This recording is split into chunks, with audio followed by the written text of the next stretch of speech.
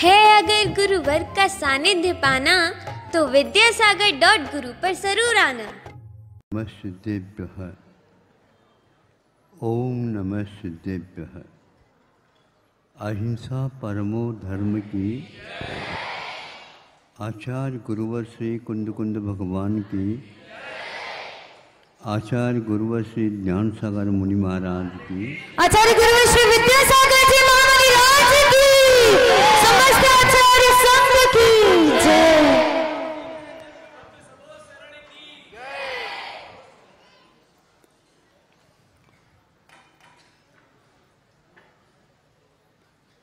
यह आपको ज्ञात होगा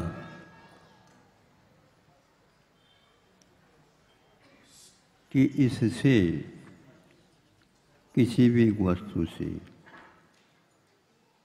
इस प्रकार इसका उपयोग करने से अपने लिए हानि होती है, और इस वस्तु को इस रूप से यदि हम स्वीकार करते हैं तो लाभ पहुंच सकता है। अब रही बात जिसका उपयोग हमें विधिवत करना था, हमारा द्रव्य, हमारा वह क्षेत्र, हमारा वह काल योग्य है क्या नहीं, यह भी बोध अपेक्षित है। अब मान लीजिए द्रव्य भी ठीक है, क्षेत्र भी ठीक है, काल भी अनुकूल है, किंतु का अर्थ दूसरा एक महत्वपूर्ण और है। यदि भाव हमारा ठीक नहीं है तो द्रव्य का मिलना, क्षेत्र का मिलना, काल का संयोजन भी करना, ये सब अर्थ नहीं रखते। न पूज्यार्थ, पूजा के लिए कोई अर्थ नहीं भगवान के पास। आप पूजा तो कर सकते हैं ना, आपके लिए प्रयोजन है। भगवान आपके पूजन नहीं चाहते, आप करें न करें, किंतु आप करना चाहते हैं, ये आपका भाव आपके अधीन है। किंतु किसी द्रव्य में उलझ गया, किसी क्षेत्र में उलझ गया, किसी काल में वहाँ अन्यत्र कहीं पहुँच गया तो ये सब संयोजनाएं समाप्त हो जाती हैं। ये सब तब तक कार्यकारी होते हैं जब तक उसके साथ साथ भावों का संयोजन करना होता है, और भावों का संयोजन जब नहीं हुआ तो पक्का है अपना कार्य उसमें जैसा होना चाहिए वैसा होगा ही नहीं। भाव बहुत महत्वपूर्ण है। हमारे यहाँ सिद्धांत ग्रंथों में एक उदाहरण आता है जो कि चौंकाने वाला है। वह सुनते ही ऐसा होता है कि हम लोग उस दिशा में पुरुषार्थ बहुत कम करते हैं। वह है कि एक मच्छ जो बहुत बड़ा मच्छ है, जिसको योजना में काया है, और उसी के कान में भी एक मच्छ है जिसको तंदुल मच्छ बोलते हैं। नहीं समझे? तंदुल का अर्थ होता है चावल के बार। चावल में भी तो कई प्रकार के चावल होते हैं ना, तो बिल्कुल जीरे के बराबर भी कोई चावल होते बताते हैं, होते हैं? हाँ, जीरे के बराबर होते हैं। जीरे भी कई प्रकार के होते होंगे, उसमें भी छोटा जीरा, उसके बड़ा जीरा, तो इस प्रकार वह छोटे जीरे के बराबर है मान लो। वो कान में रहता है। आप कान से सुन रहे हैं ना, आपके कान में भी वो कोई ऐसा आकर के बैठ गए हो, मान लो पंचेंद्री, तो क्या करोगे? आप तो इधर उधर ध्यान रखोगे और वह तो ध्यान से सुनेगा, उसका तो काम हो जाएगा, आपका काम नहीं होने वाला। अब इन दोनों के पास क्षमता, यदि मान लो भाव बुरे करते हैं तो सप्तम पृथ्वी तक पहुंच सकते हैं। सप्तम पृथ्वी के लिए आज आप लोगों में कोई किसी के पास क्षमता नहीं तो जा सके। ऐसे क्रूर भाव, ऐसे माया भाव, लोभ भाव, क्रोध आदि आदि यहाँ के जीव नहीं कर सकते, क्योंकि उसके लिए भी वज्र वृषभ नाराज संघन चाहिए और कषायों का भी मेल चाहिए, तब हो सकता। तो जो बड़ा मत्स्य है वह दीर्घ संघन वाला है, तो तंदुल के बराबर जो मत्स्य है उसके पास भी दीर्घ संघन रहता है। वह खाने के लिए, पीने के लिए, जैसे बड़ा मत्स्य जो है मछलियों को निगल जाता साबुत, वैसे वह नहीं कर सकता, किंतु वहीं पर बैठे बैठे उसी के कान का मल खा करके अपना जीवन यापन करने वाला और अपने उस मल के माध्यम से हड्डियों को मजबूत बनाने वाला, कैल्शियम इकट्ठा करता वो भी, तो ये भी इकट्ठा करता। दोनों के शरीर की संरचना पुष्ट होती चली जाती है। ध्यान रखो, उसके पास भी दीर्घ संघनन है, तो वह भावों में केवल तीव्रता कर लेता है। यह द्रव्य क्षेत्र काल की अपेक्षा से कर लेता है और वह भावों की अपेक्षा से करता है। उसके बाद द्रव्य भी जगन्य है, क्षेत्र भी अनुकूल नहीं और काल भी नहीं उसका, लेकिन काल भाव के अनुरूप काल जम जाता है और उसने भी सप्तम पृथ्वी जाने की तैयारी के साधन जुटा लेता है।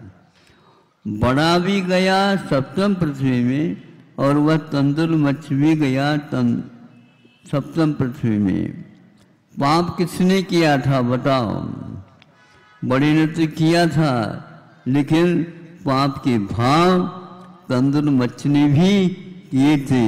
इसलिए भावों की अपेक्षा से हम देखते हैं दोनों का पाप समान रहा और दोनों को 33 सागर आयु तक उस पाप के फलस्वरूप दुख का अनुभव करना पड़ा।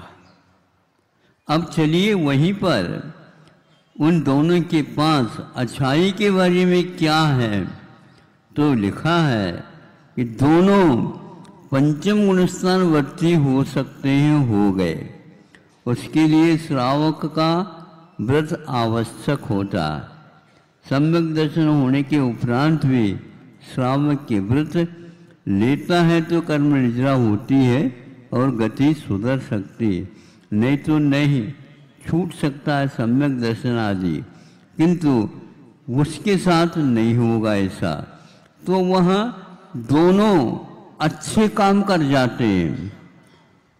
अब अच्छे कैसे? इतने जो पाप करने की क्षमता वाले कहाँ से पुण्य लाएंगे? उन्होंने ये कहा किसी के उपदेश के बिना भी अपने परिणामों को द्रव्य क्षेत्र काल भाव के अनुसार उज्ज्वल बना लेते हैं। योग्य फलस्वरूप पंचम गुण स्थान के योग्य संयम वो धारण कर लेते हैं और दोनों यह भावों की अपेक्षा और वह द्रव्य व्रत की अपेक्षा से 16 स्वर्ग से पहुंच जाते हैं। कौन सा? 16 स्वर्ग बहुत लंबा चौड़ा है, बहुत ऊंचा जाना पड़ेगा। आज के कोई भी वाहन नहीं जो विमान वहां पर ले जाकर के आपको रख दे, किंतु पंचम गुण स्थानवर्ती होता है तो वहां तक जा सकता।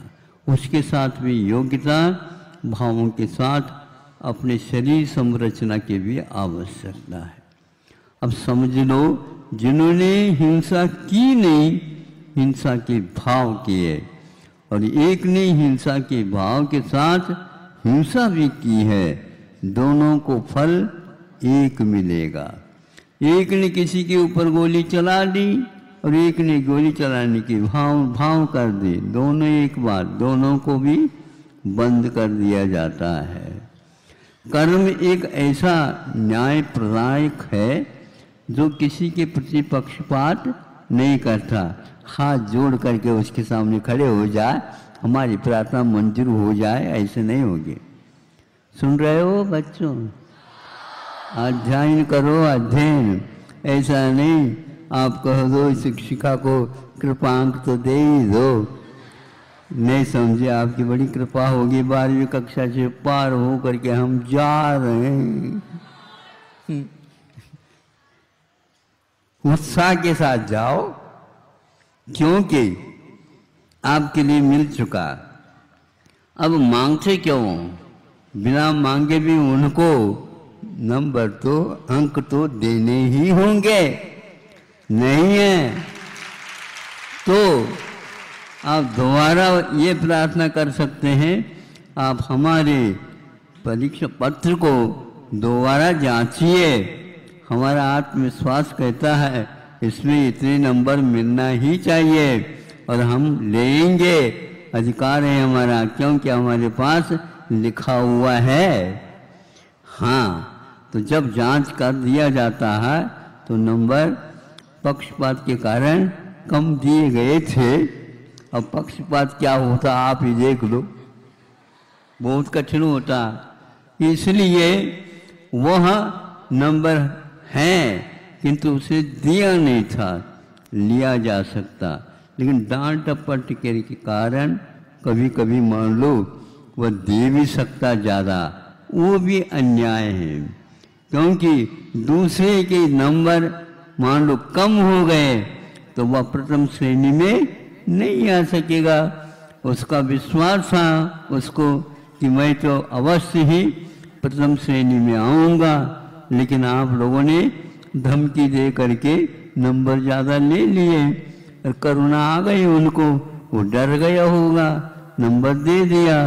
इस प्रकार आप दीनहीन हो करके दया करा करके लोगे तो भी वह उपयुक्त नहीं माना जाता। मन में तो ये बना रहता है कि हमने वस्तुतः मेहनत की कमाई नहीं की। मेहनत के माध्यम से जो होता है वो अपने आप में बहुत आत्मविश्वास को और दृढ़ बनाना होता है। आप लोग मनुष्य हैं, वह तिरंचों से भी, मगरमच्छ और तेंदुलमच्छ के से भी बहुत कुछ आगे पुरुषार्थ कर सकते हैं, लेकिन द्रव्य क्षेत्र काल के साथ भावों को संभालना भी बहुत कठिन होता है। महाराज आप कहते तो हैं लेकिन बहुत कठिन होता है, तो कौन कहता है कि आसान होता है? अरे सरल इसलिए है कि हम यदि ठान लें तो कर सकते हैं, किंतु अभिमान के साथ ठानियो नहीं। अभिमान के साथ करेंगे तो कषाय होगा। इसलिए एक लेख मिला अपने को, प्रज्ञापराध, उसके लेखक वरिष्ठ चिकित्सक है। सुन रहे हैं आप लोग? हाँ, हमारे ऊपर विश्वास कम हो सकता है जिनको, हाँ सुनो तो अभी पूर्ण तो करने दो वाक्य, ये तो गड़बड़ है, ये जल्दी जल्दी लिखोगे तो नंबर नहीं मिलेंगे। सुन करके फिर बाद में उत्तर दो। हम ये कह रहे थे कि कोई भी व्यक्ति वह सफलता पाता है केवल एक निमित्त से नहीं, किंतु उसके भावों के अनुसार होता है। तो भाव बहुत महत्वपूर्ण होते हैं, दोनों तरफ से भाव अपने लिए होना आवश्यक होता है। दोनों तरफ का अर्थ यह है कि हम द्रव्य क्षेत्र काल की अपेक्षा से भी रखें और भावों की अपेक्षा से भी रखें। ऐसे भाव बनाइए जिसके द्वारा वह मांगे बिना भी मिल सकता। वो कह रहे हैं कि प्रज्ञापाद के लेखक, अपराध के लेखक, कि मैं एक वरिष्ठ चिकित्सक हूँ।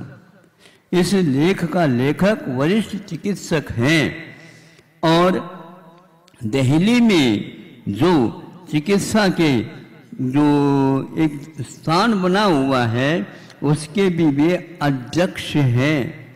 मतलब दोनों तरफ से उन्होंने आपको जताया कि प्रज्ञापराध क्या होता है। यह प्रज्ञा का अपराध है कि सप्तम पृथ्वी जाने के लिए भी अपराध क्या किया, हिंसा के भाव, हिंसा के उसके फलस्वरूप उसको इधर जाना पड़ा।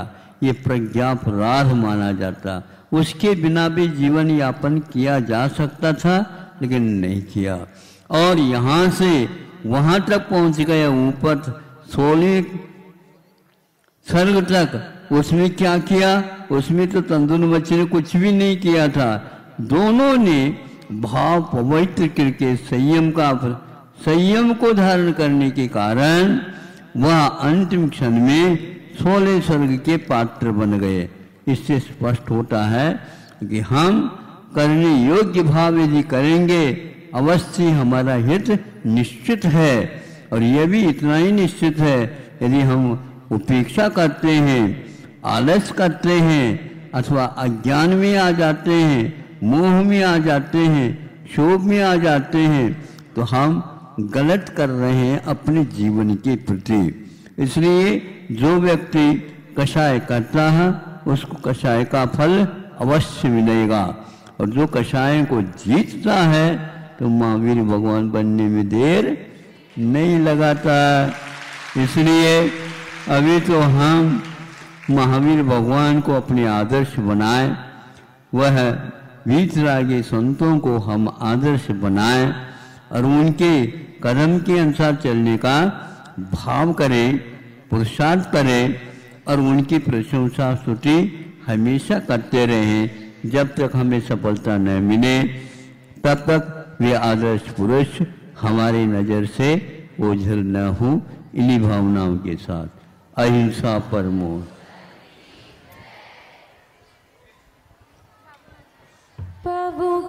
है अगर गुरुवर का सानिध्य पाना तो विद्यासागर.गुरु पर जरूर आना।